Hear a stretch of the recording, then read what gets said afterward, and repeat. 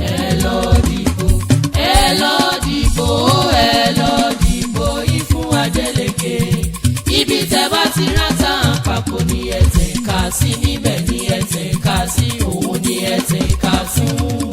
Nọ́mbà 1 pàtì lẹ́gbẹ́ Adeleke o, Akọ́ọ̀dù ni ẹ tẹ̀ ká sí.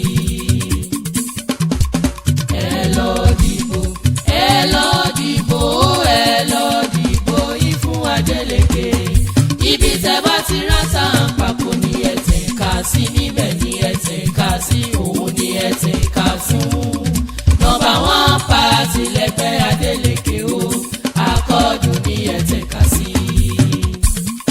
mo gbé ń tó dùn dé Ológundúdú ti dé ọkọ̀ sọ́jà ọkọ̀ òṣèlú ọ̀kan ṣoṣo ọmọ líle tó dù á bí Ológundúdú fẹ́ dà wọ́n sójú omi ṣé bẹ́ẹ̀ mo ti dẹ̀gẹ̀rẹ̀ sétí odò tẹ́lẹ̀ ó pẹ́ tẹ́ ti ń bi mí lọ́sùn pé níbo là ń lọ lórí ọ̀rọ̀ òṣèlú lọ́sùn àwọn ìdíwọ́ ráńpẹ́ ìgbìyànjú àti ìgbésẹ̀ táwọn ọ̀tá ń gbé ló jẹ́ kí n pẹ́ Olúwa ti wá taari wọn sí kòtò wọ́n sì ti bómi lọ ìdájọ́ ti jáde ojú wọn ti wá dojú ẹni arọ̀ lóyè agbede o Ademola Adeleke ọjà tí òkúta làwa ń polówó Ológundúdú ti dé gbogbo ẹgbẹ́kẹ́gbẹ́ nípínlẹ̀ Ọ̀ṣun ẹ máa wọlé lọ ẹgbẹ́ alátàràǹpàkò ti dé olóríire lẹgbẹ́ Akọ́ọ̀dù ó dé o erin lákàtàbú Akọ́ọ̀dù ni mò ń kí òkìrì káká ọ̀kàkà kìrìkà ẹgbẹ́ tí ń bẹgbẹ́ ẹlẹ́rù lọ́ṣun ẹgbẹ́ Ademola Adeleke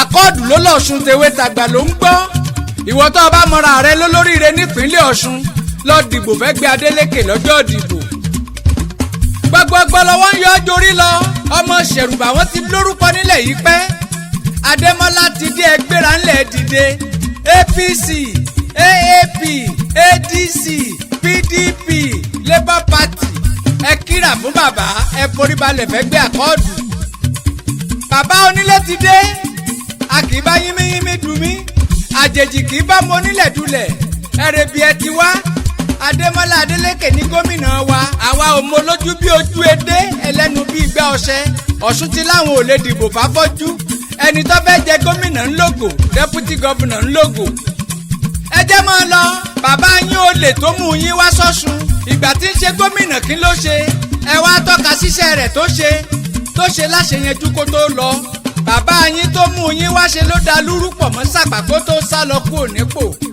gbogbo ọmọ Ọ̀ṣun oreye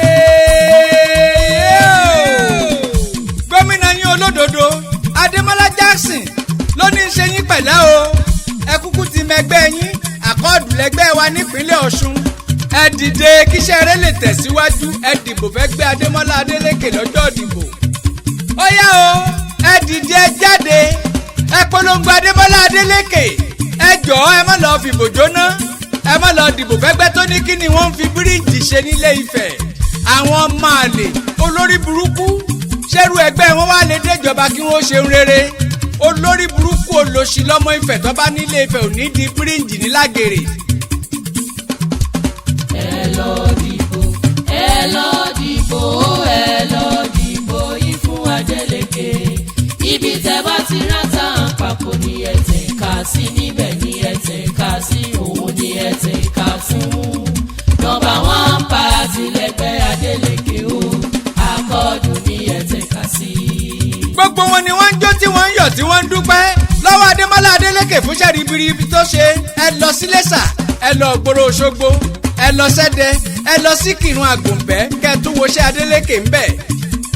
ẹ jáde tún yáyá ọmọ Ọ̀ṣun ẹ lọ dìbò fẹ́ gbé Akọ́ọ̀dù Ademola Adeleke ń pè yín o ẹ tún yáyá kété Ìjẹ̀ṣà gbogbo Ìjẹ̀ṣà Ìjẹ̀bú-Jẹ̀ṣà ẹ polówó Ademola fara ilé fara oko ẹ̀yin Ẹ̀sà Òkè tó fi dé Wàrájà Adeleke ni ẹ dìbò fún ẹ̀yin Tìpẹ́tù Jẹ̀ṣà ẹ̀yin Tìpẹ́rìndó ẹ ṣiṣẹ́ Adeleke ẹ dìbò f'Ademola kó kún dẹ́dẹ́dẹ́ ojoojúmọ́ làwọn tó bòkun orí adé ń dúpẹ́ lọ́wọ́ gómìnà wa fúnṣẹ́ takuntakun tó ti ṣe ẹ má lọ dìbò fáwọn olè tó sá tí wọ́n sá lẹ́yìn Adeleke tí wọ́n torí bọgbó o ẹ̀yin Ìjẹ̀ṣà ẹ̀yin tó bòkun orí adé ẹ máa jó nílẹ̀ Ìjẹ̀ṣà ẹ ti lọ́nàrẹ́bù tí ó ṣe yín lóore ẹ̀yin tìbòdì ẹ̀yin tìmẹ̀sí ilé ẹ̀yin tẹ̀sà òkè olóríire ní ń bọ̀ wá rọ́pò ìkà.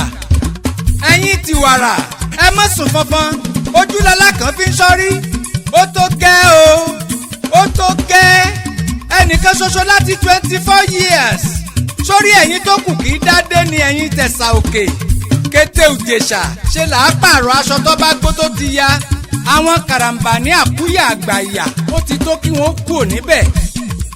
ẹ túyáyé ẹ jáde lùjèṣà ẹ lọ dìbò fẹ́ gbé àkọọ́dù kí gbogbo tó ń rùn nílẹ̀ ó tán kí ló dé sáwọn nìkan ni àwọn nìkan ni ẹ̀yin ti mẹ́fọwọ́radé ẹ̀yin tàbàtà ẹ̀gbá ṣé ẹ ti mọ ibi tí gbogbo Ifẹ̀ ń rè.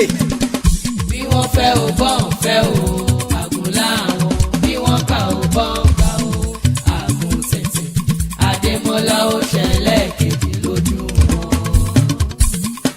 bí wọ́n fẹ́ ò bọ́ ń fẹ́ ò àgùnlá àwọn bí wọ́n kà ò bọ́ ń gbà ò àgùn tẹ̀tẹ̀ Adémọ́lá ó ṣẹlẹ̀ kejì lójú wọn.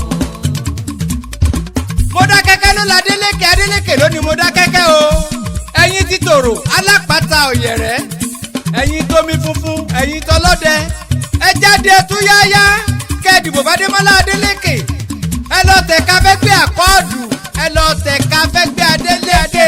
wọ́n fẹ́ ò bọ́ ń fẹ́ ò àgùnlá àwọn bí wọ́n kà ò bọ́ ń gbà ò àgùn tẹ̀tẹ̀ Adémọ́lá ó ṣẹlẹ̀ kejì lójú. tẹ́ ẹ bá ti gbàwé ìdìbò ẹgbẹ́ Adémọ́lá Adeleke làmì ẹgbẹ́ òṣèlú àkọ́kọ́ ẹgbẹ́ alátàràǹpàkò lẹ́gbẹ́ tiwọn ẹ̀yin tí mọ lódò ẹ̀yin tẹlẹ́fọ́n ẹ̀yin tògùdù ẹgbẹ́ olóríire lẹ́gbẹ́ àkọọ́dù ẹ̀yin dádì and mọ́mì ẹ̀yin brother and sisters lóṣogbo òròkì ẹ̀yin tìrẹ ńkọ́ Adémọ́lá tó ti ń ṣe lọ náà ni ẹjẹ́ ọmọ ṣe lọ ẹ wo bójú ọjọ́ ṣe rí lóṣogbo ẹ̀yin tọ̀tà ayé gbajú ẹ̀yin tìrẹ̀sì ẹ dìbò f'Adémọ́lá kọ́mọ wọ́dà álẹ̀.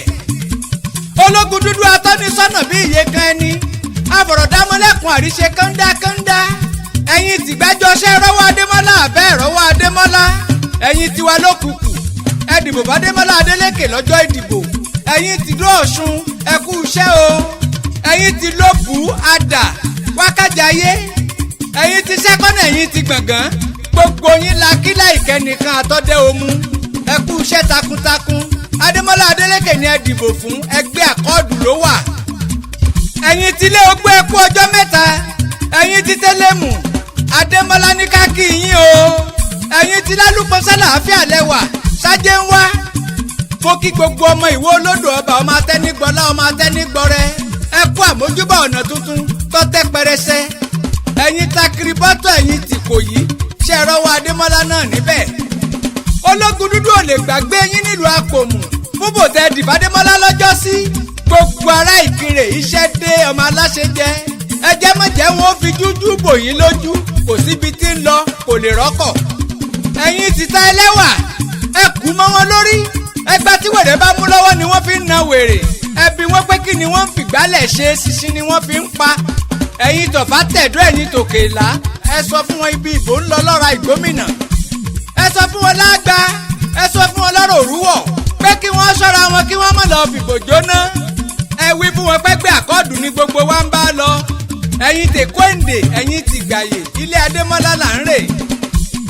ló fọkàn balẹ̀ Adémọ́lá fọkàn balẹ̀ o ló fọkàn balẹ̀ Adémọ́lá fọkàn balẹ̀ o oore tó ṣe wá lọ́sùn a ò lè gbàgbé o ìwọ là ó dìbò fún Ọ̀ṣun kì í ṣàfihàn ṣolóore.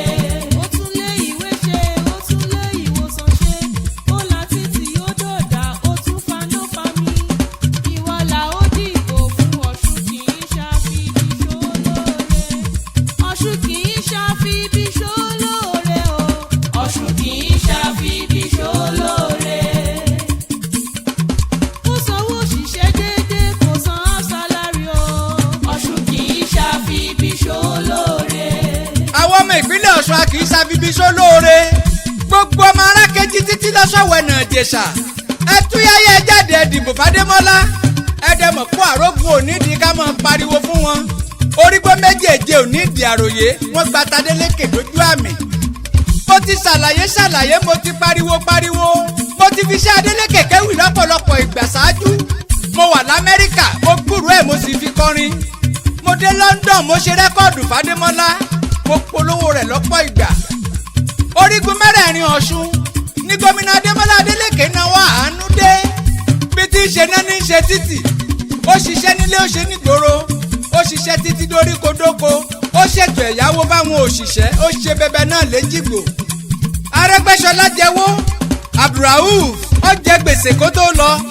Oyètọ́lá dé lẹ́yìn rẹ̀ ó fi gbèsè Arẹ́gbẹ́ṣọlá sílẹ̀ kò san ó tún jẹ tiẹ̀. gbèsè tí Oyètọ́lá jẹ níjọba ó tún ju tọ̀gá ẹ̀ lọ. owó wa gorí owó pele mọ́. gbèsè tíjọba Arẹ́gbẹ́ òun Oyètọ́lá jẹ kí Démọ́lá ó tó dé ó tó ń tó lè mú jọba tuntun kòláàpsì. Olúwatọ́lá máa bọ́ lóko ìgbèsè ló jẹ́ k'Adeleke ó wọlé o lọ́dún yẹn.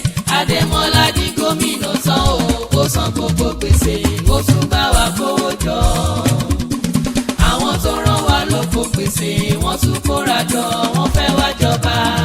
àwọn bàrà o ọmọ olè a ò ní gbà o ìbò la ó fi lé wọn lọ. ọmọ olè. kàkà kílé owó ilé Adémọ́lá owó o kàkà kíjọba Adémọ́lá ó dàrú kọ̀ dàrú kò sẹ́ni tó gbàgbọ́ Adémọ́lá lè sọrú gbèsè bẹ́ẹ̀ láéláé. Adémọ́lá wọlé ó bọ́ sójú agbami gbèsè bí tí ń jó tó ní san gbèsè níjọba ṣíọ̀ yegede ọ̀ọ́bì kọ̀tán bí Adémọ́lá san gbèsè tán ẹ wá fẹ́ lè kú òun bẹ̀. wọ́n tún léra wọn bọ̀ o wọ́n tún fẹ́ wá jẹ gbèsè fún wa wọ́n tún fẹ́ wá fi wá yáwó wọ́n tún fẹ́ wá padà wá jẹ gbèsè lọ́sùn. gbogbo yín lọ́lọ́run ó fìyà jẹ ẹnikẹ́ni tó bá lọ fèrúgbà bùkún òní mórídélé torí pé a ti mọ ibi tí gbogbo wa ń lọ nípínlẹ̀ Ọ̀ṣun a mọ ibi tí gbogbo wa ń lọ. àfọ̀bá àtìjòyè tó bá fẹ́ ṣèké ni ó sọ pé òun ọ̀pọ̀n kálá láyé Adémọ́lá Adeleke Jackson. Olúwatọ́lá máa bọ́ lóko ìgbèsè ló jẹ́ k'Adeleke ó wọlé o lọ́dún yẹn. Adémọ́lá di gómìnà tán o ó san gbogbo gbèsè ó tún bá wa kówó jọ. àwọn tó rán wa lóko gbèsè wọ́n tún kóra jọ wọ́n fẹ́ wá jọba. àwọn bàrà o ọmọ olè a ò ní gbà o ìbò la ó fi lé wọn lọ. ẹ dìde ọmọ ìpínlẹ̀ Ọ̀ṣun ẹ fèpè sí wọn lọ. ẹ jáde ẹ tún yáyẹ ẹ dìbò f'Adémọ́lá ẹ dúró bí ọmọ ogun. olè ni wọ́n máa ń jà ìbọn àtàdá ni wọ́n máa fi ń dìbò. ẹ má jẹ́ wọn ó gbà pé ó ti dìbò yín lọ. wèrè ọmọ tí ń pera rẹ̀ lẹ́rọ̀ Àríkẹ́ ìgbà tó bá gbọ́ Adémọ́lá Adeleke ló wọlé odò Ọ̀ṣun ní ọ̀lọ́rẹ̀ kó sí tójú ó dojú ẹni arọ̀ lóyè. gbogbo ọmọ Ọ̀ṣun ti létoko gbogbo ẹ̀yin tìlú ńláńlá ìlú kéréje gbogbo ìlú tó ṣe pé mi ò dárúkọ ẹjọ́ ẹ má fi ṣèbínú àtóbi yéye nípínlẹ̀ Ọ̀ṣun. àìdárúkọ yín ti jà kọ́ o mo mọ̀ pé t'Adeleke là ń ṣe. ẹ̀yin oníṣẹ́ ọwọ́ òṣìṣẹ́ ìjọba ẹ máa retí Adeleke apá kejì orin Ológundúdú tó ń bọ̀ ká tó dìbò. ẹ lọ dìbò ẹ lọ dìbò ẹ lọ dìbò yín fún Adeleke. ibi tẹ́ bá ti rántà àpapọ̀ ni ẹ tẹ̀ ká sí níbẹ̀ ni ẹ tẹ̀ ká sí òun ni ẹ tẹ̀ ká fún. nọ́mbà 1 pàtì lẹ́gbẹ́ Adeleke o àkọọ́dù ni ẹ tẹ̀ ká sí.